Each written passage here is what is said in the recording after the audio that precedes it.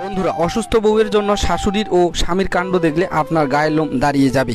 দেখুন, মেয়েটি আয়নার সামনে সেজেগুজে তৈরি হচ্ছিল আর স্বামী বিছানায় বসে মোবাইল টিপছিল।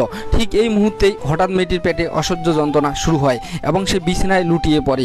স্ত্রীর এমন অবস্থা দেখে স্বামী ভয়ে মোবাইল ফেলে তার মাকে চিৎকার করে ডাকে, মা দেখো তোমার বৌমার কী হলো। মা দৌড়ে এসে বলে, বাবা তুই চিন্তা করিস না, আমি দেখছি। এরপর শাশুড়ি মা দৌড়ে গিয়ে গরম পানির ব্যাগ এনে বৌমার পেটে সেঁক দেয়। স্বামী ভয়ে স্ত্রীর মাথায় হাত বুলিয়ে দেয় আর আদর করে পকেট থেকে চকলেট বের করে দেয়, কিন্তু ব্যথায় মেয়েটি কিছুই খেতে চায় না। এদিকে শাশুড়ি মা রান্নাঘর থেকে নিজের হাতে গরম দুধ নিয়ে এসে ছেলেকে সরিয়ে বললেন, বৌমা এই দুধটুকু খাও, দেখবে সব ব্যথা জাদুর মতো কমে যাবে। শাশুড়ির এমন মায়ের মতো জোরাজুরিতে মেয়েটি দুধ খায় এবং কিছুক্ষণ পরে সে সুস্থ হয়ে হাসতে শুরু করে।